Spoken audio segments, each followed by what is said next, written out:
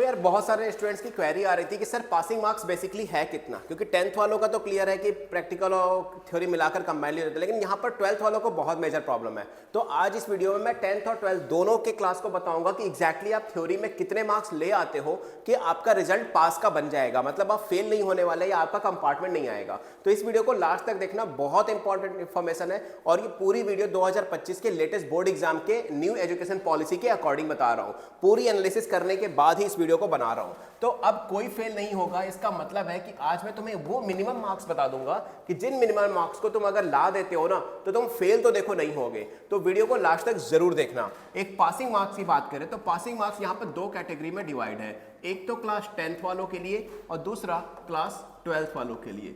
सबसे पहले हम बात कर लेते हैं क्लास 10th की। तो 10th में देखो दो चीजें हैं हमारे पास, एक तो तुम्हारा किसी भी सब्जेक्ट के अंदर थ्योरी है और प्लस किसी भी सब्जेक्ट के अंदर प्रैक्टिकल है। इन दोनों सब्जेक्ट्स को कंबाइन करके तुम्हें चाहिए होते हैं 33%, यानी अगर देखा जाए तो 100 में से 33 मार्क्स चाहिए। तो अगर तुम्हारे प्रैक्टिकल में कितने भी आते हो, तुम्हारे थ्योरी में कितने भी आते हो, उससे कोई मतलब नहीं है, लेकिन अगर टोटल तुम्हारे 33 मार्क्स आए हैं तो तुम आराम से पास हो जाओगे। अब यहां पर तुम्हें एक तरीका बताता हूं, सबसे बेस्ट तरीका।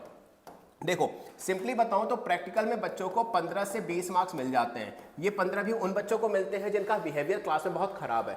तो मैं मान के चलता हूं कि कम से कम 17 मार्क्स तो तुम्हें देखो आराम से मिल जाएंगे, है ना। 17 मार्क्स बड़े आराम से मिल जाएंगे। अब तुम्हें क्या करना है, सिर्फ टोटल कितने मार्क्स चाहिए, 33, यानी थ्योरी में 33 माइनस 70 मार्क्स ले आना, ठीक है। 7 के बाद 8 9 10 11 12 13, यानी यहां पर हो जाएंगे 6, ठीक है, और यहां बचा 2। यानी अगर तुम सिर्फ और सिर्फ 26 मार्क्स भी ले आते हो ना क्लास 10th की थ्योरी में तो तुम आराम से पास हो जाओगे। सोचो यार पास होना कितना आसान है, इतना भी मुश्किल नहीं है, बहुत आसान है पास होना। फिर भी रिजल्ट सिर्फ कितने परसेंट का आ रहा है, 92% का आ रहा है। 8% बच्चे, 44 लाख में से 40 लाख में से 8% बच्चे फेल हो रहे हैं।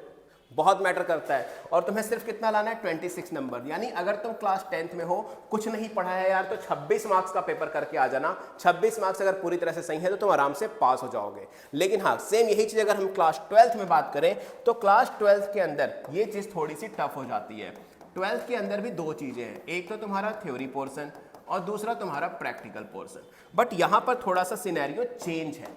सिनेरियो चेंज क्या है, क्योंकि तुम्हें यहां पर थ्योरी के अंदर भी 33% चाहिए होता है और प्रैक्टिकल के अंदर भी 33% चाहिए होता है, यानी तुम्हें इंडिविजुअल दोनों के अंदर 33% चाहिए। अब यहां पर भी दो कैटेगरी डिवाइड है। अगर मान लेते हैं हमारा एक सब्जेक्ट 80 मार्क्स का है, तो जिसमें 100 मार्क्स का है, सॉरी देखो 100 मार्क्स का अगर हमारा पेपर है तो उसमें से थ्योरी होती है 80 मार्क्स की और एक 100 मार्क्स का पेपर है जिसकी थ्योरी होगी 70 मार्क्स की। क्लियर है। 80 मार्क्स वाले पेपर में प्रैक्टिकल होगा 20 मार्क्स का और 70 मार्क्स वाले में प्रैक्टिकल होगा 30 मार्क्स का। तुम्हें दोनों में चाहिए 33%। तो मैं डेसिमल वैल्यू को एक अप्रॉक्सीमेट वैल्यू में क्लियर करके तुम्हें बता रहा हूं कि अगर तुम्हारा पेपर 80 मार्क्स का है, अगर तुम्हारा पेपर 80 मार्क्स का है तो थ्योरी के अंदर तुम्हें चाहिए 27 मार्क्स और प्रैक्टिकल के अंदर तुम्हें चाहिए 7 मार्क्स। प्रैक्टिकल के अंदर तुम्हें चाहिए 7 मार्क्स। क्लियर है। और अगर तुम्हारा पेपर 70 मार्क्स का है तो तुम्हें चाहिए 24 मार्क्स और प्रैक्टिकल के अंदर तुम्हें चाहिए सिर्फ और सिर्फ 10 मार्क्स। वैसे तो ये 9 पॉइंट समथिंग बैठता है, बट मैं एक्यूरेट वैल्यू बता रहा हूं कि ये वैल्यू अगर तुम ले आते हो तो आराम से पास हो जाओगे। मतलब अगर तुम क्लास 10th में हो, तुम्हारा जैसे मैथ का सब्जेक्ट है, ये 80 मार्क्स का पेपर होता है थ्योरी का, फिजिक्स और केमिस्ट्री का है, बायोलॉजी का है, जैसा भी है मार्किंग तुम्हें पता होगी। तो अगर तुम्हारा 80 मार्क्स का थ्योरी है तो 80 में से तुम्हें 27 मार्क्स चाहिए ही चाहिए, अगर नहीं आते हो तो फेल हो जाओगे। प्रैक्टिकल के अंदर 20 में से 7 मार्क्स चाहिए, अगर नहीं आते तो तुम फेल हो जाओगे। मतलब ऐसा नहीं है कि दोनों को जोड़कर तुम्हें 33% चाहिए, नहीं, इंडिविजुअल थ्योरी में अलग, प्रैक्टिकल में अलग चाहिए। ठीक है। अगर तुम्हारा एग्जाम 70 मार्क्स का है तो 24 चाहिए थ्योरी में और 30 मार्क्स का प्रैक्टिकल है तो 10 मार्क्स चाहिए प्रैक्टिकल के अंदर। ये पूरा सिनेरियो समझ में आ गया तो आई होप तुम्हें पता चल गया होगा कि अब तुम्हें कितनी मेहनत करनी है पास होने के लिए, बिल्कुल इतनी सी।